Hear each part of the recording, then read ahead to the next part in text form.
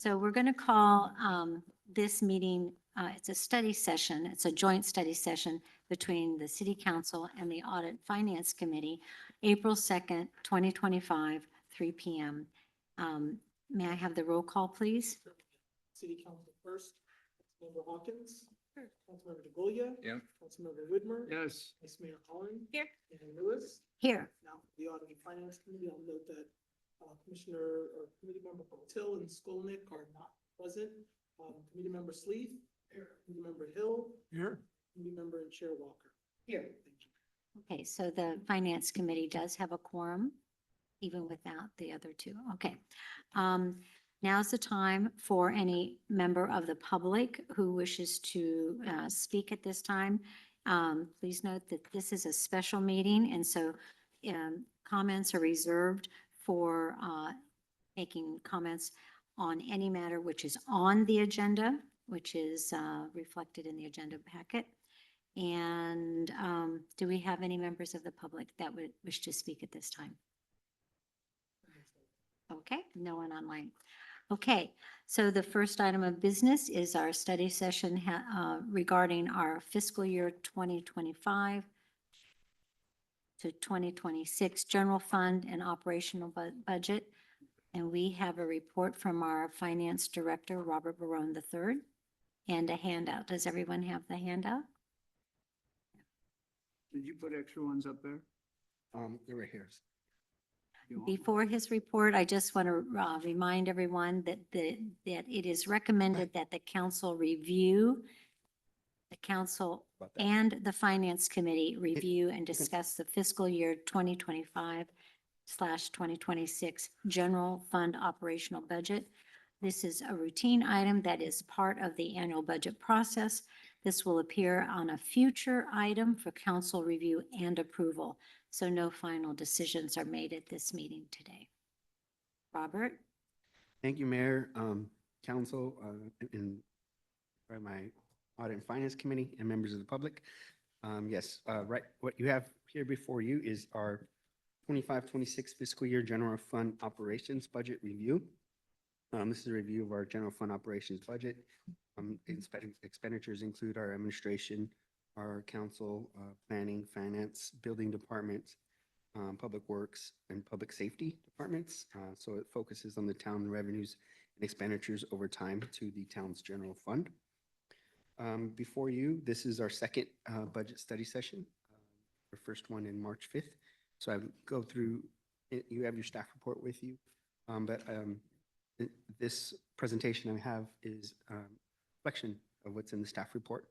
So the highlights for the general fund for fiscal year 25-26, we project general fund revenues of 24.6 million, and we project general fund expenditures of 22.01 million. This produces a single revenue surplus of 2.65 million, and our overall expenditure increase is 806,000 or 3.8% over the fiscal year 24-25 estimated budget. The next slide, we have kind of on the summary level of our general fund revenues. So again, property taxes continue to comprise 70% of our revenues to the general fund. Following that by our charges for services, which includes our building, planning, public works, and police department at 17% of our total general fund revenue, followed by sales tax, business licenses at 3%, and then franchise fees, which includes our utilities, cable, franchise fees, and Cal Water fees at 5%, and then fees and taxes, other fees and taxes, which is our park miscellaneous revenue, comprise the remaining 5% of our general fund revenue. Following the next slide, the general fund also has a one-time revenue of what we call the ERAF. And so the ERAF revenue, as you'll recall, is what we budget. It's not included in the basic general fund revenues, operation revenues. It's included below the line. So typically ERAF, we budget, the last couple of years, we budgeted at 2.5 million. In fiscal year 24-25, the current fiscal year, the actual ERAF we received was 2.7 million. So about 221,000 over what we budgeted at 2.5 million. Also not included in our basic general fund operation revenues, it does flow through to our unallocated fund balance. So again, on the first slide where I mentioned the 24 million revenue over the expenditures of that 2.56, that's before the ERAF. On the next slide, we have some items pertaining to, sorry, not switching. Okay. Property tax in lieu, there's some other revenue highlights I wanted to point out. In the staff report, I pointed out that the property tax in lieu, VOF, is a vulnerable revenue that we currently are experiencing in the town. Not just the town, but specifically other agencies throughout the county and other counties that are experiencing this issue. For 23-24, the fiscal year, the VOF due to the town was 1.65 million. However, the town only received 946,000. We have a current shortfall of 704,000 for fiscal year 23-24. And in fiscal year 24-25, the VOF due was 1.758 million. However, we only received 1.223 of that revenue, another shortfall of 735,000. So we have about a 1.4 million shortfall in VOF. in the general Robert, fund. do they acknowledge that as being due to us, or can they just eliminate it? No, they acknowledge it, and in the county, we have, the county assists all the agencies in letting the California legislator know that the shortfalls are our revenue, and to include it in the upcoming fiscal year 25-26 budget. So the 23-24 revenue shortfall is anticipated to be included in the 25-26 state budget. So it's kind of be a delay, like a year delay in getting our VOF revenues, but it is our money, it is our revenue. And so it's something that's very important to our agencies. In the staff report, I put in a snippet of what was the 23-24 shortfall, and it was 114 million. So that's countywide. In San Mateo County, I believe, just them alone, they were 67 million shortfall. So we're 700,000, they're 67 million. And again, this is money that we all use for operations. So I wanted to put that in there just to highlight that, we're not in it alone, and we have bigger agencies that are at play in assisting us for this vital revenue. Another component in the general fund revenue highlights I wanted to. So Robert, Yes, sir. one thing, our senator always says, hey, send me your ideas for there ought to be a law. I would think that we should document this and say there ought to be a law that we get paid our fees. If we could document it and have the council send it to him, I think that might at least get some response. And I would say for the whole county, because, the shortfall is $114 million. And so, and I think that's a very significant thing to point out. Do other counties have the same withholding? Not a whole lot, though, not the same amount. There's some, I don't know to the extent So of the other counties.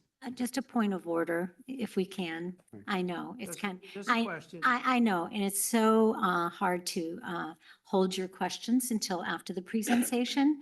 I want to make sure that everyone has an opportunity to speak. Okay. And if we all just jump in, sorry, Chair, that was not against you, but I should have laid that out in the very beginning.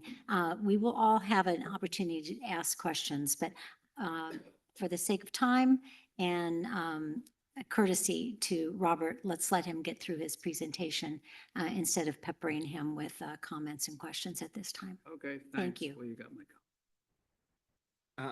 Thank you, Madam Mayor.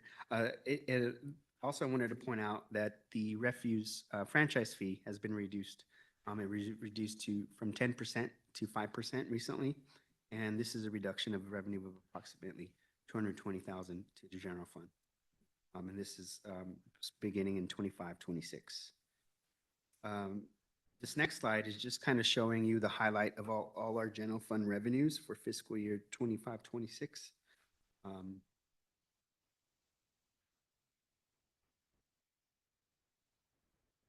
Sorry, I'm going faster than like speeding bullet here.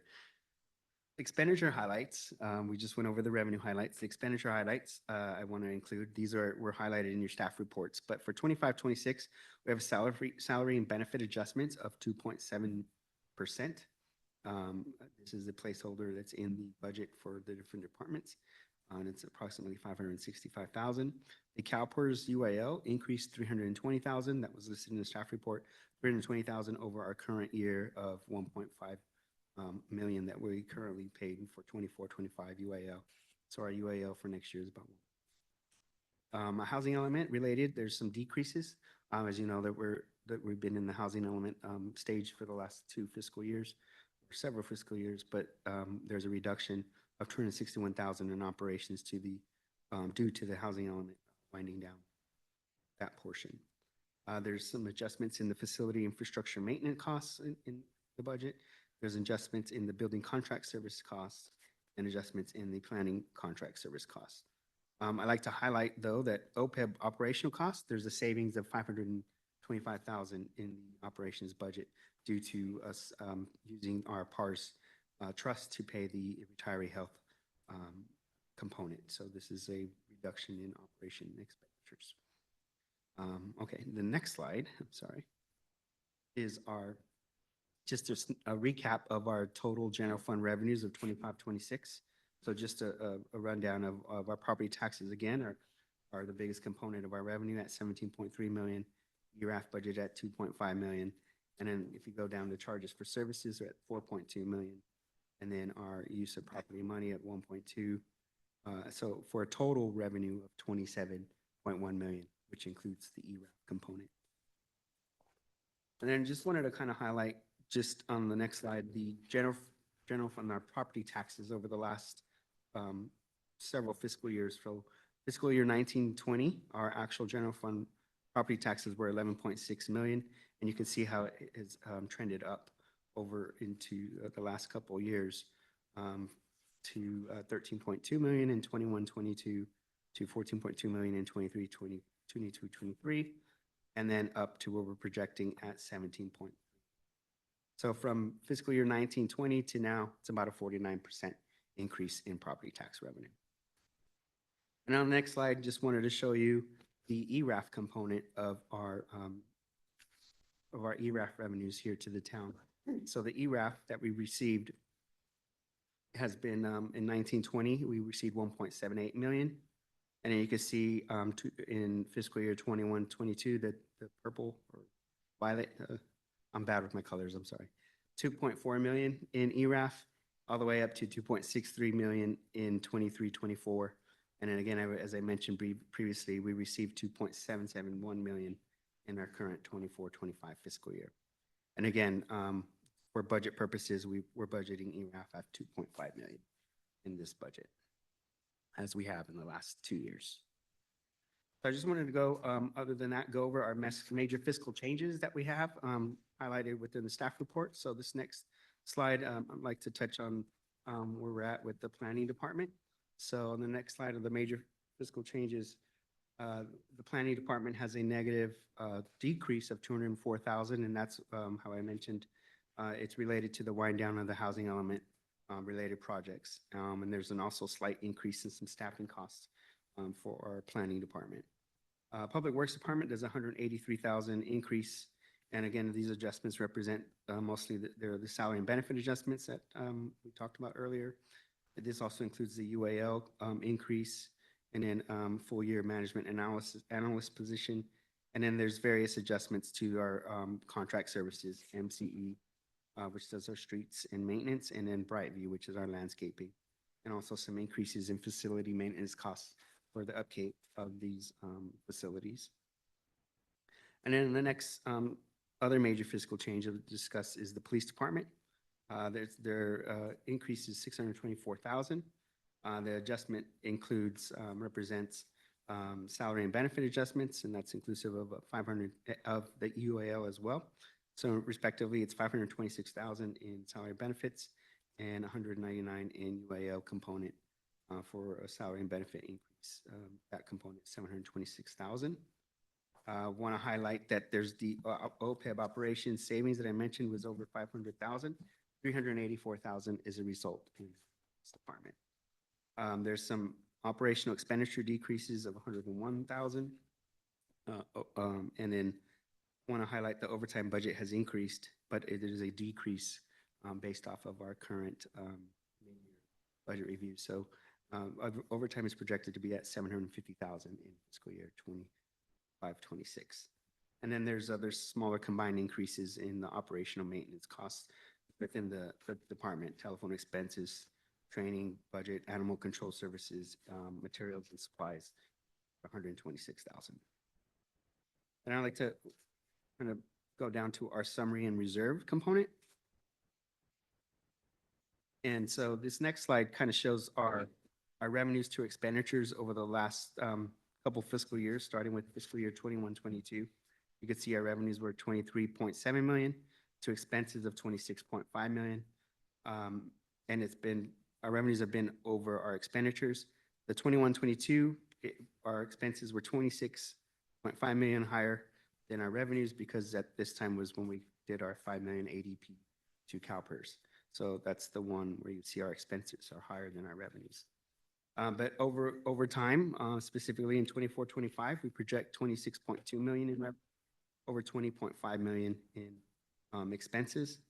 And so again, for 25-26, we're budgeting 27.1 million, over 2 million in expenses. This all projects to our ending fund balance at the end of fiscal year 25-26 of 12.9 million. That's on the next slide. And so the fiscal year projected revenues of 24.6 million. We're adding in our ERAF, 2.5 million. Total available revenues of funds is 27 million. And then we add in our debt service, 861,000, our 25-26 expenditures projected budget of 22 million. Then our transfers out of our to CIP this year is 4.8 million in the 25-26 budget. And we're projecting a ending fund balance of 12.45 million.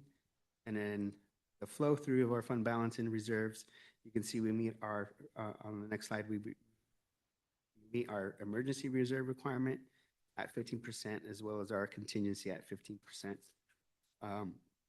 Excuse me, both at 3.3 million, leaving us at the end of fiscal year 25-26 with the general fund unallocated reserve balance of 5.8.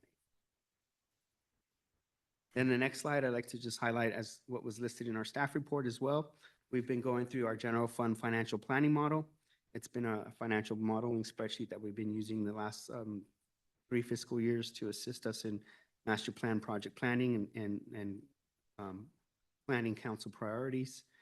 We have created set-aside buckets as planning tools to identify high-level council priorities within our CIP and other one-time expenses or other long-term liabilities that we've programmed in financial planning model. That was also included in your packet. We'll go through that as well during today's meeting.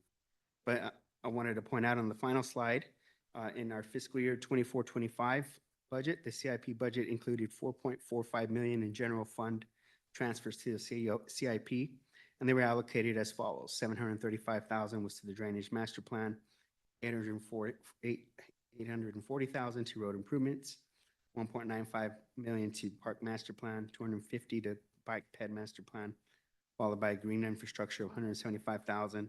And then there was a 500,000 allocation that was broken out to 250 for facility replacement fund, 150 towards town center improvements, and then 100,000 for general assessment repairs at the park. So this is the 24-25 CIP budget that we've allocated in this 24-25 current year, 4.45 million. That concludes this PowerPoint presentation. Thank you so much, Robert. You did a great job. Very succinct. It's a very high-level analysis, and we're going to dive down deeper.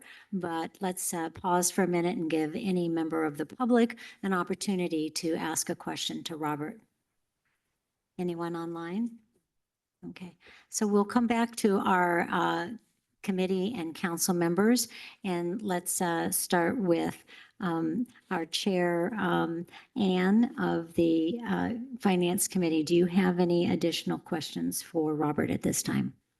Yes, I have, I have a few that were raised when I was going through the material prior to the meeting, raised in my mind, not anywhere else.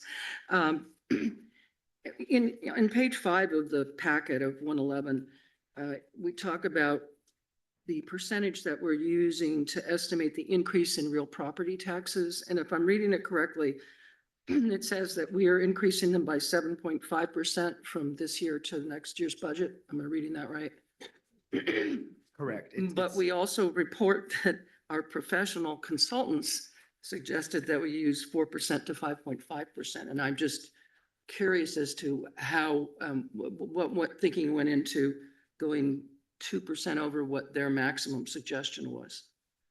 The 7.5% is the property tax increase over our 24-25 actuals estimate.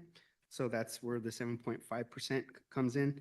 But the total, the property tax projection ranges from 4.3 to 5.9% are correct. It's just the total, the roll-up of all the property taxes is 7.5%. But the top number of secured property tax in the general fund summary report of, it's at 13.85 million. That's at 5.9%. That's the increase. So each of the individual line items within the total property taxes ranged increase from 4.3% to 5.9%. Okay. Not all across the board did they increase 7.5%. The total is 7.5%, and they're driven mainly by the secured property tax. It's at 13.85 million, and that's the increase of 5.9%. I'm sure you have more questions to ask, Yeah, but but let other people. we'll probably get to it. I was kind of thinking with this, of his PowerPoint presentation and high level, if there's any global questions. Vice Mayor Stacy, Miles, I don't know. No, I thought that was a good presentation. So we're just asking questions about the slides. Yeah, let's just do that right now. Okay, yeah. No questions. Okay. So we'll go back to an Audit Finance Committee member, Thomas Hill. Would you have no questions? Just going around the table, Councilmember DeGoya. Robert, on page 5 of the Council- materials you sent out, Committee Member Sleeth is going to ask a question now. Thank you. on page 5, you sent out, you refer to the property tax consultant, HDL companies. And I interpreted that to be a consultant as to the ERAP. And my sense is probably they're a consultant for the whole picture. Is that right? The HDL is the consultant. They do just our property taxes component. Those are the ones we meet with in November, and they do look into the ERAF component, but they capture mostly the whole property tax secured values as a whole. In the year's time, how much do they charge us? Roughly, so they just went up. I think it's 1,500 a quarter. 1,500 a quarter? Correct. Not a major item then. No, not a major item. They don't charge us a lot, but they do provide a great service to us. The only thing that they do, other than our quarterly charges, is if they come out to do a presentation, we cover that cost. So it's nominal. It's about Okay. 6,000 for a year for them to do that. My own instinct is, do we really need them? Seems to me a lot of what's here, we've got to pay no matter what. And we have excellent people here on our own staff. Maybe we don't need outside consultants. Okay, thank you. Okay. Committee Member Sleeth. Councilmember DeGoya, do you have a question at this time? A comment? Okay, not at the moment. I'll raise my hand when I do. Okay, fine. Mr. Widmer? Robert, last, the March 5th meeting, in the pack, you ended up showing us a outstanding liability of what, 19.1 million. and now it's 21.18. Could something change? Correct. The 21 million that's in your staff report, in this meeting staff report, is from our actuarial reports from last June. Okay, The 19.1 million is our audited financials roll up, that we roll up everything that we've contributed in the 23-24 fiscal year. That's the roll up, which is basically the true at the definitive in time, that 19.1 million is in our financials. And that's true. The one that's in here is based off of our actuarial report. That's just the difference. It's just the roll up of the 23-24 contributions for fiscal years 23-24. The actuarial reports do not include okay. that. The second question is on your OPEB. So it looks like in this report that we're currently showing that we're going to be $510,000 in the black from what we're planning on having to pay. We're at a positive asset. Because you're calling it a liability asset. Correct.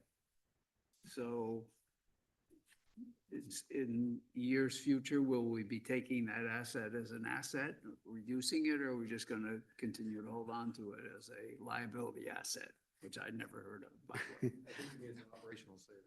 Yeah, Yeah, well, that 510,000 is the true value of measurement with our PARS trust.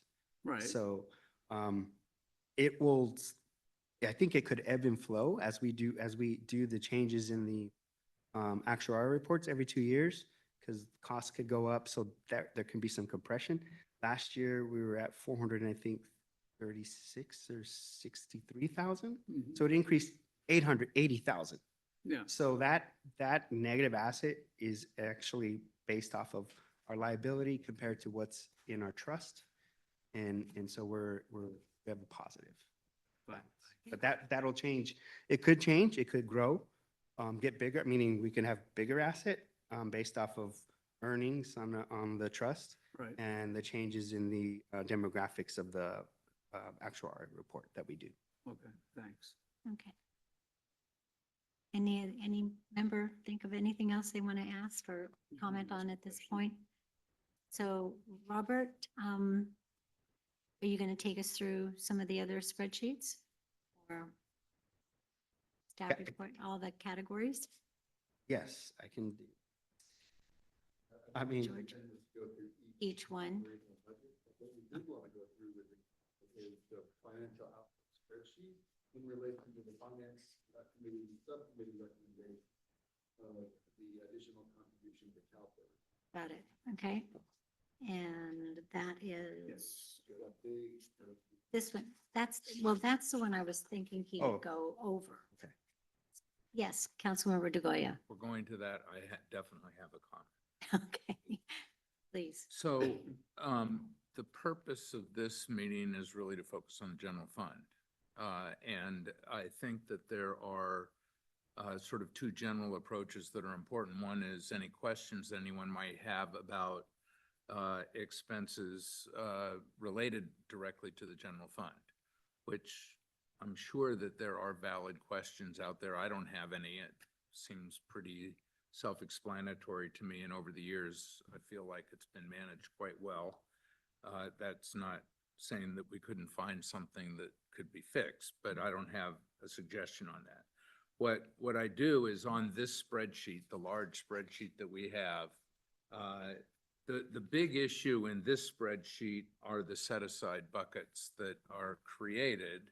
And there are a series of set-aside buckets that are created that are totally non-specific. They are, in the future, we're going to spend X million dollars on bike ped matters, we don't know what.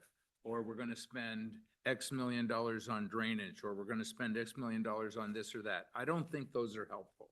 I don't think those kinds of set-asides are helpful. I think what is helpful is when we target a specific thing to spend the money on, and then we can see how the dollars flow.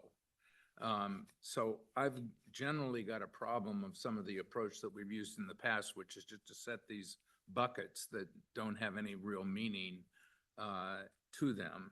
And and this relates to CIP more than the general fund. So I'm just not sure how much we're going to get into that. But my comment is, I think that the Audit and Finance Committee's recommendation of 1 to 3 million addressing the UAL in the way that they've recommended is really good. And I would like us to spend $3 million for that, which to be able to do that and see how it passes through, we've got to address some of these set-asides, and in particular, these non-specific set-asides. And we need to talk about some of those CIP expenses that are going to happen in the future, which we're not sure we're actually going to spend the money on. I mean, they're big ones, right? Like El Camino drainage, and how is that going to be handled and that kind of thing.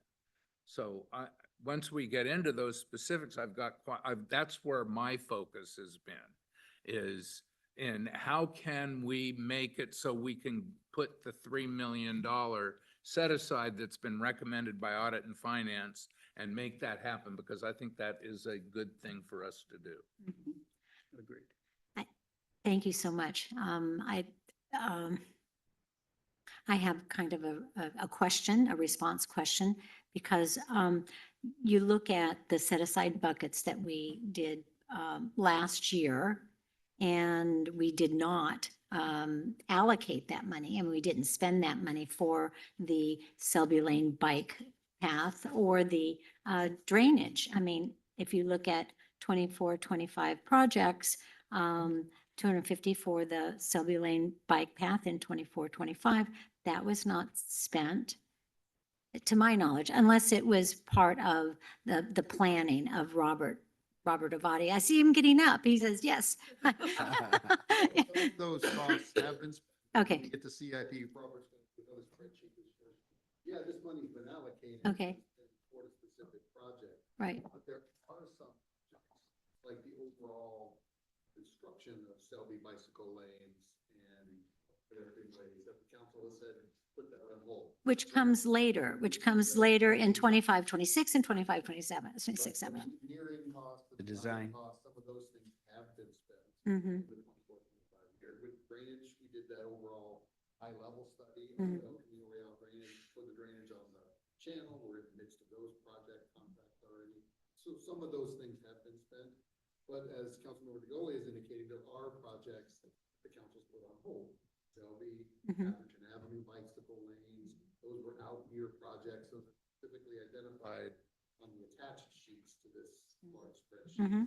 as some specific targeted projects. And there are some CIP projects that we do every year. Road, quarry, reconstruction, resurfacing, et cetera. Those numbers are in there. Those are solid. But there is some play in the CIP budget to address what the council may be articulating is a $1, $2, or $3 million number.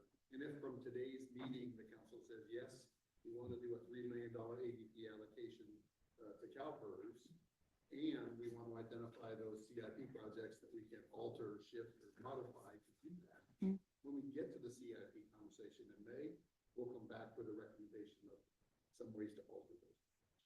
Well, what I'd like to hear from council and Audit and Finance as of the CIP projects, especially one that keeps kind of coming top of mind, is the drainage along El Camino. If we could, can we do both the $1 to $3 million pay down of our liability and start the process, seriously start the process such that our residents can see that we've started the process to address the drainage issues along, Councilmember Hawkins Manuelian. I agree with what you just said. It's been frustrating how incredibly slow it's going. Yeah. And I'm curious also, because in here, which I don't see, this gets us to the question, is that when we Speak up talked a little about- bit. We talked about doing the roundabout and we switched from the light to the roundabout. There was a discussion that it was going to go over. We've now hit the shell mounds do we have any idea how much we're gonna go over to complete the roundabout, and is that in here? It's not, this is based on last year's budget. And so we have not updated the costs yet. We're still, with regards to the investigation, we've submitted a plan to Caltrans. We haven't heard back yet, but we do have the construction cost estimate from the consultant. I think we brought forward to you as as you were deliberating that decision. So that'll be reflected in the upcoming 25, 26. 25, 26 for that portion, which was not already allocated. So we have started, we've allocated some construction dollars in this current year's budget. But with the changes, it's not enough. So we're going to augment that. You also heard in El Camino study what the conceptual level cost estimate was for that project. And so It's more like 5 million. something like Right. that, yeah. Yeah, And but that's so- not going to come, that won't hit our bottom line next year. It's over time. I mean, to get it done. It's like Yeah, 3 to well, 4 like I years. say, we'll have to target when that funding. And so there, Get it to a shovel-ready. Mhm. Yes. Apply for grant. Mhm. Get them, great. If you don't, then we've got a budget. I seriously just want, I mean, I love to pay down. I mean, I think Mr. Polito and Tom, you guys made a compelling argument to the Audit Finance Committee. And instead of just saying 3 million, they did 1 to 3, you know, to give us a little wiggle room. But we've got to show our residents that, that something tangible. And the drainage, it seems to be a no-brainer if we can kind of start yeah, there. so we do have several big ticket projects that are currently in design. Okay, And so that includes the Alameda de las Pulgas project. roundabout. Well, it's Oh, the whole, corridor. the whole corridor, okay. It includes the roundabout, but it's the whole corridor. So that design is just past 65%, and they'll be working to finish that in the next about 3 months. But we have the federal aid process because we have the SU grant. And so we have that component that needs to be completed before we can start putting it out to bid. Okay, so, but the design for that is moving forward. We have the analysis that was done on El Camino, and our next step on that is to take that to full design and go to construction. So that is kind of for drainage. Drainage. The third big ticket project is the relining and repairs to the Atherton Channel west of Alameda. It's for flooding. Well, we've lost a lot of the banks of the channel, and so it's a restoration project. So that's under design currently. You received a report from the consultant with their recommendations. We're now meeting with the regulatory agencies to see what their requirements are so that we towards full design on that. So those are your big ticket construction projects? Playground. Oh, and the playground and bathrooms at the park. Ground. And so those were funded during this current fiscal year. So Who is the regulatory agency? for the channel, Army Corps of Engineers, the Water Board, and Fish and Wildlife. Those are the major ones. So, if I Go could ahead, comment. Mr. Widmer. Yeah, so, on the drainage, we've got, $7.85 million being projected in the future. We have a substantial amount of money coming from, the bike plan that we're just doing now, the revised, which is gonna take a year to get done. So all that's gonna slide out. And I think that really, as you've pointed out many times, as well as George has in meetings, is that we have a certain level of capability to digest and do these major projects. We only have so many people to look over those, et cetera. So I just see that there's several $1 million here that would have a big return, as Mr. Polito has pointed out in previous meetings. And we'd be foolish not to continue to pay down and make a decision to pay down to the maximum level, the pension plans. I'm not saying don't do anything. I'm not saying don't do drainage. People do need to see it. We do have some problems on El Camino, and would be a big recognition by the community that we're fixing these things. But seriously, almost $8 million, I don't know. And the same thing with there's at least $1 million, $1.5 million on bike lane that we're waiting for Alta to come back and then digest it and have public meetings, et cetera. So I see that there's easily $2.5 to $3 million in my mind here. And I agree with Councilmember DeGloria. We should do it to the maximum extent. That's my 2 cents. Thank you. Diana, yes. I too agree with doing as much as we can, but I don't see how we can separate that amount. How are we going to say an amount until we see the expenses and how they flow out over time? And I'd like to actually see it, maybe this is too big a ask, but in the past you have created a program where you could say, if this happens here, so we can see it over time, because what we don't want to do is put a big chunk of money away and 2 years from now, all of a sudden we find we can't do the projects we've started. So. So I'm going to interject briefly to say, Yes. it's important to hear where your priorities are. Mhm.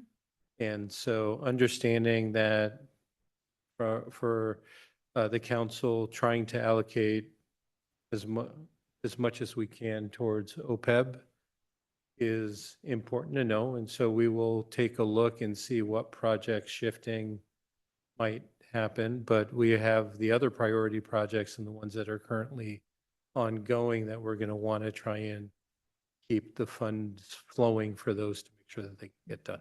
Councilmember DeGoya, please explain. Well,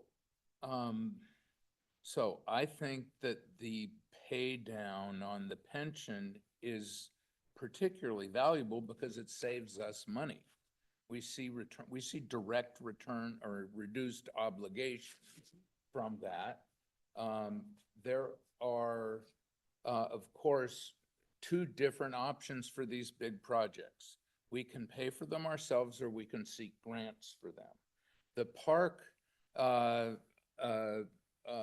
playground and bathroom redo, we're not going to get a grant for.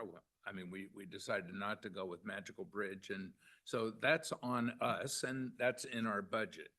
The El Camino drainage at an $8 million cost is something I think we should be targeting getting grants for, rather than expecting to pay for it all ourselves.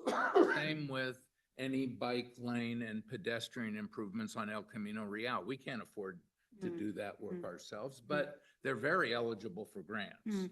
So in my opinion, those are things that we should do what we need to do to be able to apply for the grants for those 2 big projects. But it would be foolish for us to reserve, almost $10 million for those 2 projects in the future. My opinion is we shouldn't pay for them ourselves. We should get grants. Can I just ask a question then? In order to apply for grants, it's my understanding that you have to have, this term is so overused, shovel-ready project. Yeah. And, but it That's takes why a, we paid $400,000 in this year for the work that we're doing on the El Camino drainage, and we've got some money budgeted.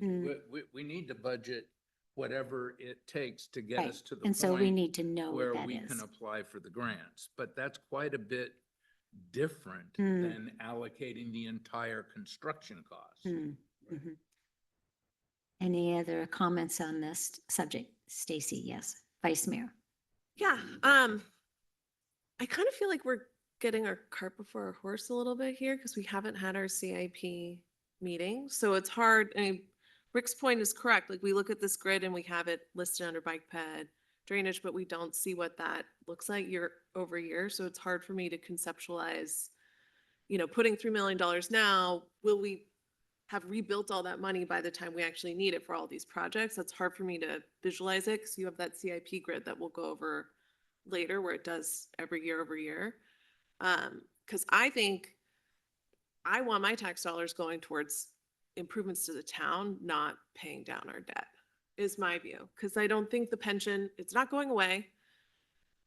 I think we put $5 million in 2 years ago. Now we're saying do another $3 million. That's $8 million. That's El Camino drainage. So, for me, I would rather we spend it on CIP. I think the Audit and Finance Committee was lukewarm at best in their recommendation for considering doing this, because I think there is an appetite for seeing improvements to the quality of lives of our residents by improving our drainage, by improving our bike ped safety. So, if you tell me, and one of Bob's point when he did his presentation is that a lot of these projects take so much time, we'll probably have rebuilt our coffers by the time we need it. I would like to see that pencil out before we have that discussion, is kind of how I'm viewing it, because I want to see these projects move forward as quickly as possible. People really want them. And, and then I think once they're shovel ready, we should have another discussion about, do we shelve them until we get a grant, or do we actually move forward with it with our own money? I think that's how we should be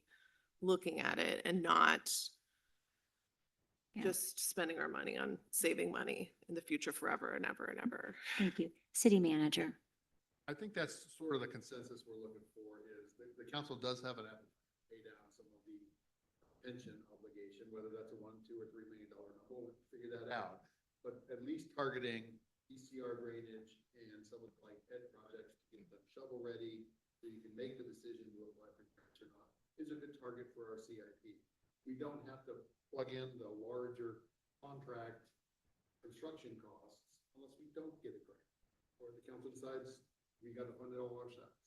So those decisions are down the line. We don't have to put them into this spreadsheet, and then we'll see where those numbers fall when we get to the CIP conversation in May. But as long as we've got the feedback, staff look at it from that perspective. We do want to put some money toward pension obligation, and then we can play with those numbers. Great. Thank you. I think we have some general consensus here. Diane, you have something Just else to wanted to say? ask a last question. Are we subject to any federal grants or any federal funds that may also not go away? And which ones are those? So we Well- currently have a couple of federal aid grants. You Sorry, what'd you said, say? say that We, again. we have a couple of federal aid grants currently. Federal aid. Those include the Alameda project, as well as the drainage project at Alameda, Villas Pulgas, and the Atherton Channel near Las Lomitas. We have obligated so far, I think, 400,000 towards, 300,000 to 400,000 towards design. So that's obligated already. We're upping that allocation for the design because we had the change in the design contract to boost it up. So we're in the process of increasing that allocation to about 500,000 or so. And then the remainder is towards construction. So another 1.5 million towards construction. For the drainage project, we have been going back and forth with FEMA and Cal OES just to get them to say, yes, we can even give you the money. So we've been doing that for over a year. That's before. And this is the Anna Eshe grants. That, you're those are the talking about. NASU grants. And so- those are really the only ones Yeah, that I know and so of. that one is an aggregate of, I think, 1.38 million. But we're still waiting for FEMA to say, okay, you have the money, because we're not going to start doing any sort of design work until they say, okay. All right. So those are the ones that we have. I don't know if Pete Uncertain. has any other. Uncertain times a little bit. All right. Where to next? Are we finished with this? This was good. Yeah.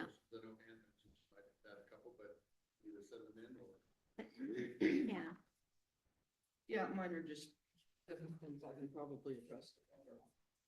Sounds good to me. Okay. So we're going to close the study session number 1 and move on to study session number 2, which is the Police Department Annual Report for 2024. That would be neat. And that would be our I'm chief. leaving, so you can have this. Oh, Well, I hope it's okay. it is. Yes, of course. Some of us have other meetings, so. Yeah. Take no offense. The meetings? And I am going to take your Yes. Okay, all right. I already got my question. Okay.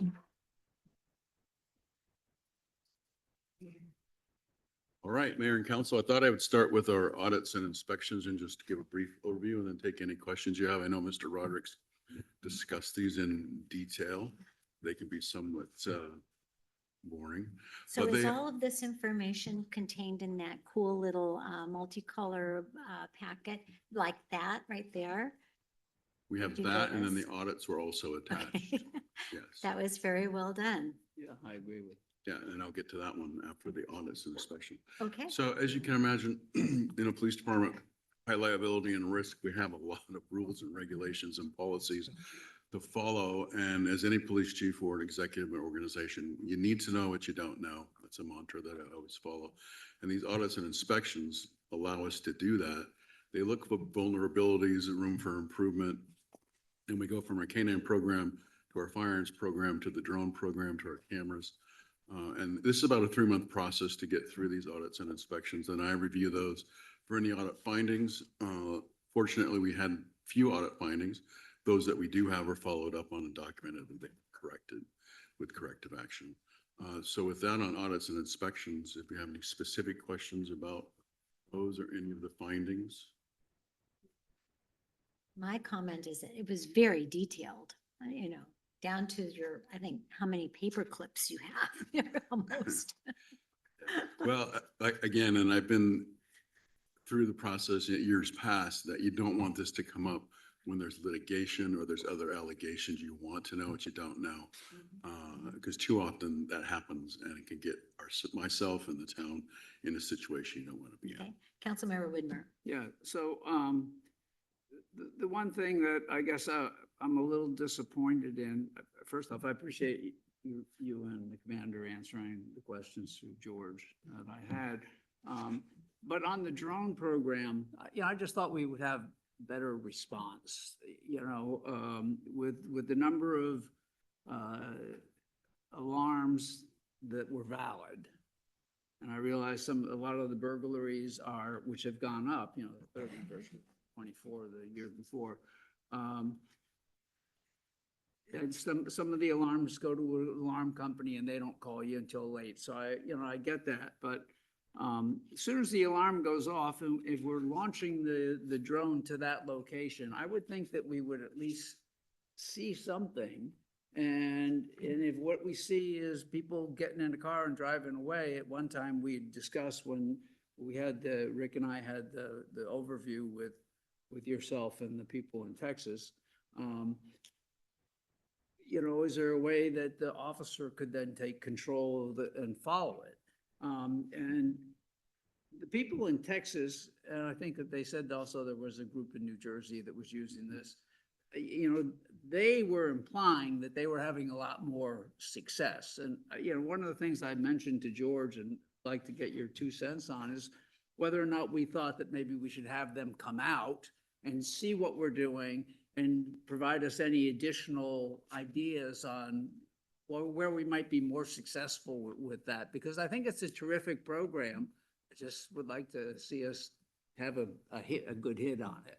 No, I understand that, and I share your frustration with our program. It's been taking a long time to get where we need it to be.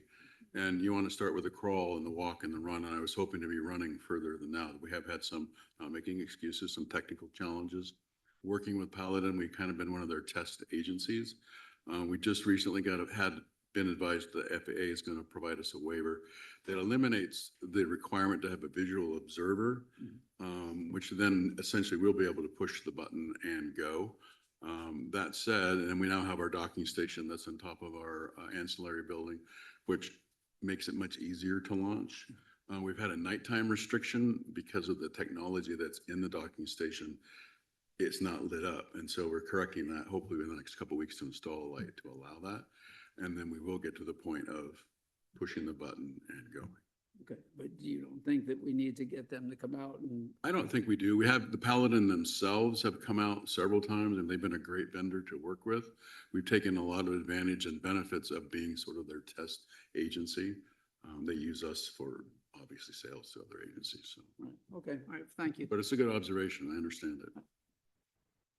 Any other, Councilmember DeGoya? I have a question. So in the analysis of the ALPR data, Hmm. I have two questions. One is, the charts on page 63, which is on page 2 of the report, identifies 3,776 vehicle volume. It then says total unique vehicle volume is 1,548,000. How does that work? To be honest with you, I don't know what that unique vehicle value or volume is. I can verify that and get back to you. Okay. What is interesting from the analysis, I think it was in the last year, 45 million, 43 million plus plates being read, which is phenomenal. We have had a few successes with that.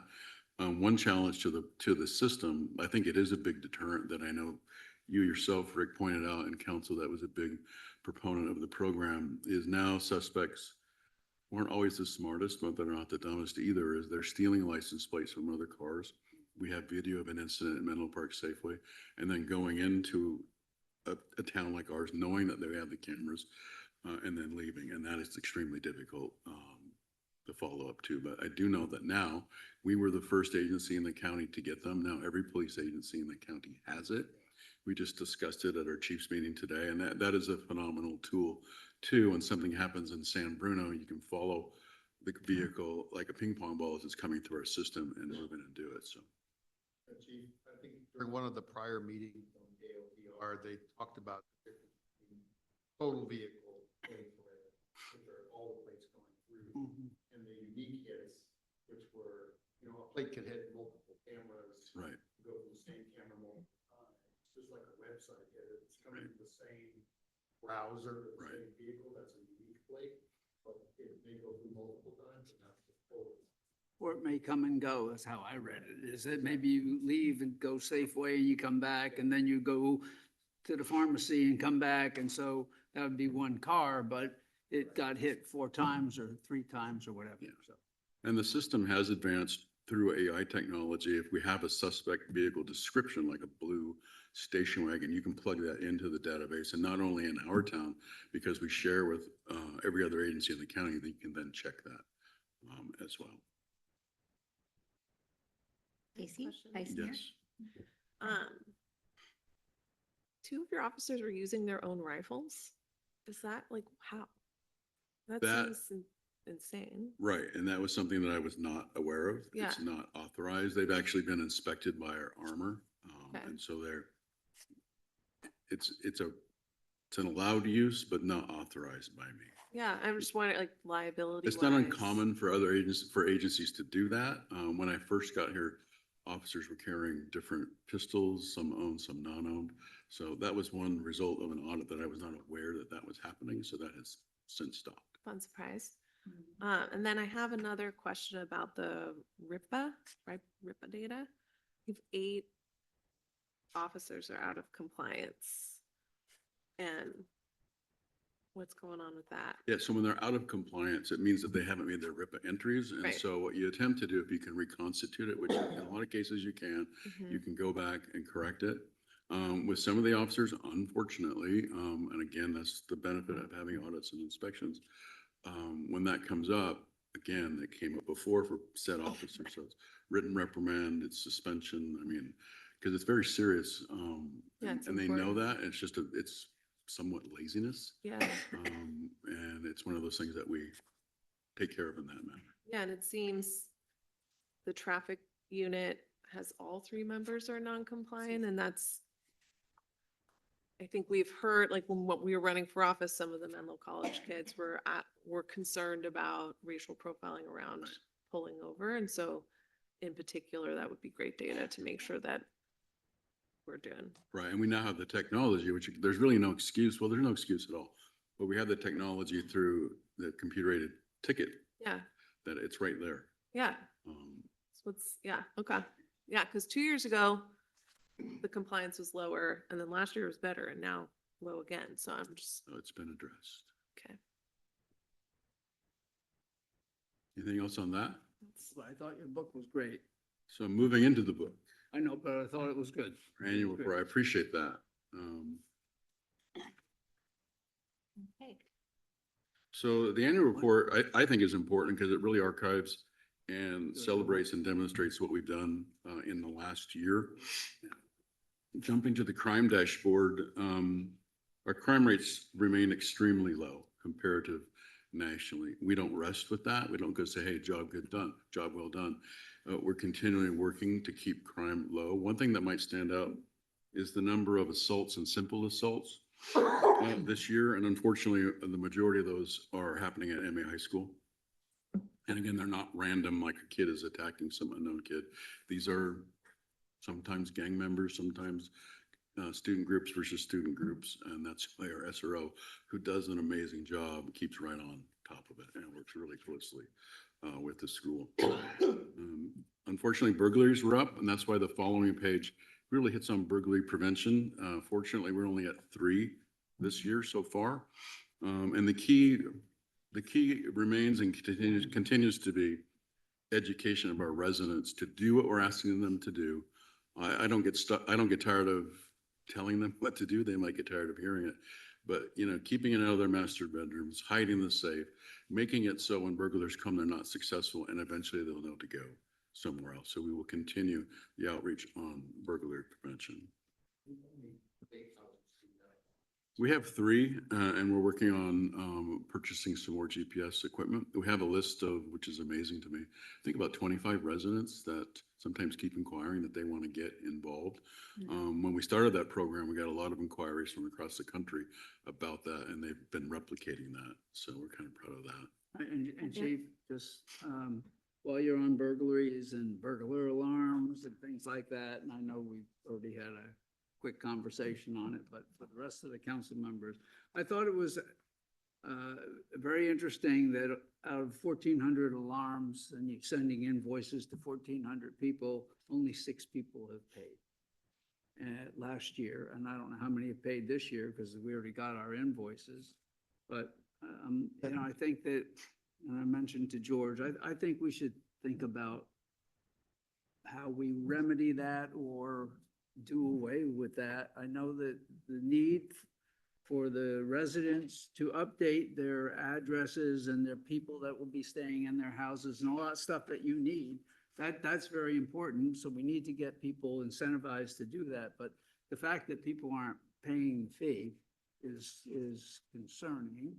And I think we need to either do away with that or find some way to get them to feel like they need to pay it. Robert, do you want to weigh in on that? Correct. Yes. We mailed them out this year. The year that one that you showed that there were 6 that didn't pay. There was some transition. We didn't mail them out that year, but the year before we did. I think, and we're working on creating an online portal for residents to go and register. But I think the other key, the caveat is letting them know that it's in the ordinance that if you have an alarm, regardless if we're monitoring it or not, you have to pay the permit. I think we mailed out those invoices and we've got about 28,000 that have paid so far, $28,000 we received. For this year. For this year. Because you just sent stuff out. Correct. And I think it's just getting the information out there that residents may think, oh, the town's not monitoring my alarm, so I don't need to pay it. It's if you have an alarm, regardless, you have to pay this $50, $100 initial permit, and then every year it's $50. Right. So it's just $50, getting that information out there. And then when we have this portal, I mean, we can have the portal, but how do we get the residents to understand that you have to register every year. Yeah. Bottom line, are more this year Right. than last year when there was a. I just want some clarification. I heard you say $28,000 you've received, and it's $100 per thing. $50. It's $100 for initial. 50 per, 50 renewal. okay, 50 so renewals. that's like 1,600 people, No, 500. 500. My So math. the total that we monitor now That's is math. about, I'm trying to do my the total owners we monitor now is about 1,700. Yeah. 1,700. And then in and so addition to the ones we 500. don't, so the anticipated revenue that I estimated is potentially about $85,000-$90,000. But like Robert said, makes a good point. They need an invoice, just like we all do for any bill we pay. You gotta have an invoice to pay it, and then there's the tracking, following up that we're working with finance that, Right. hey, Steve hasn't paid yet. And then so another invoice goes out to make sure that we're capturing. Yeah, it. because we got an invoice. I got an invoice this year. I got an invoice last year, but I guess we need to 60-day late, Correct. 90 days late. Okay. Correct. All right. And then I think, we sent it to every address in Atherton, got an invoice. 2,500 addresses. Got them. So Yeah. it's one, we got it and then thinking, Councilmember Right. DeGoya has a comment on this. I think it's a point very well taken by Councilmember Widmer. I mean, you don't want the people that pay to be suckers. And if only 500 out of 2,000 are paying, then the 500 that are paying, they're obviously responsible. But if we're not doing anything to get the other 1,500 to pay, then the 500 people are suckers. And that's wrong, Yeah. right? Well, that's No, not what yeah. we want. Now, People are we need a confused. strategy They were about how to deal with confused. They go, this. I've never received this before. Why am I getting this? I mean, I've had that error. So, it's a policy and if you've got an alarm, you need to pay for it. Yes, Vice Mayor. Why are we invoicing in general? Like, I'm just like, our taxes pay for the police department. The permit, the intent of, Needed thing. the intent of the permit is we need the information that comes, it's almost like it's like a use permit. We need that information from the residents. Okay. And I'll get into a point about it here in a second. Dispatch needs that. And so we do the invoice, the $50, and I think the design going back was staff time involved in doing that, Mhm. and monitoring equipment, and then using the revenue to make sure that we update the alarm system monitoring for their benefit was sort of the rationale with that. And in the report, and it's a good segue, under residential alarms, and part of that too is education, reducing false alarms. False alarms we spend so much time on it, but the good news is compared to 2023 is that the alarms that we received and responded to were down by 1,400.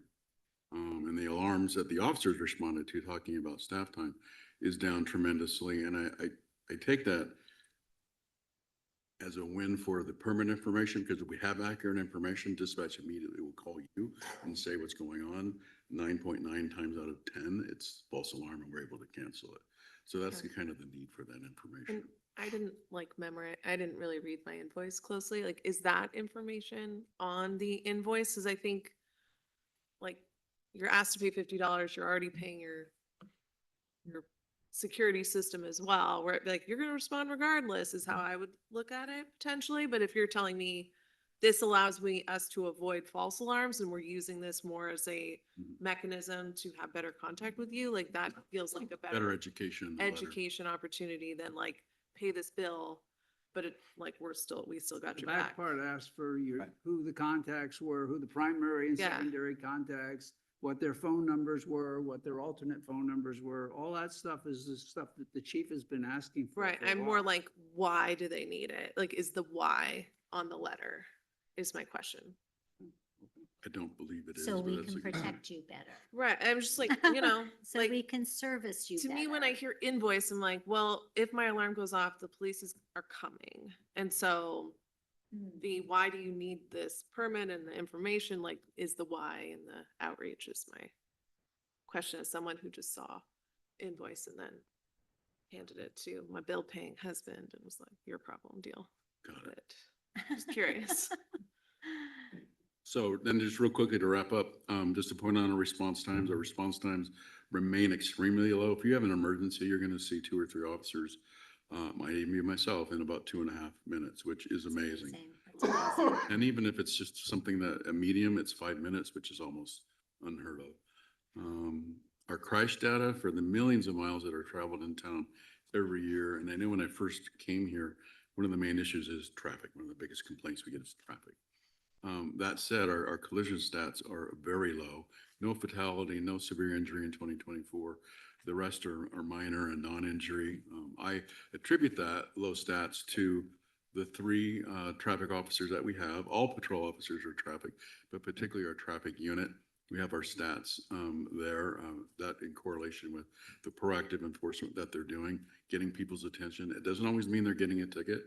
More times than not, they're getting a verbal warning or a written warning. It's all about education first, and then a ticket if they need it. And also said on that with pedestrian safety is key. There's been a lot of talk about El Camino Real. We recently had a crosswalk emphasis that was highlighted in the almanac at ECR and Selby. That's a particularly dangerous intersection. We really need a signal there. When we were able to work with Redwood City and the sheriff's office and really get some people's attention there with 72 tickets that were issued for violations. So with that, I will stop. If you have any other questions about our report, extremely proud of our police department. Very much appreciate your support of our police department. It's a great place to be a police officer. And coming Thank you so on much. 8 years, I Oh my plan to stick gosh. around for a little bit longer. I can't believe it's been 8 years, but great. it's been great. No, it's great. It's been very good. Any member of the public? Any member of the public like to make a comment, ask a question? And say then hello? we'll push this out to the community tomorrow. I'm going to run it by you first, and then we'll get it on our website. Thank you. Thank so you. much. All Okay. right. Well, I think that concludes our study session for April 2nd. Meeting adjourned.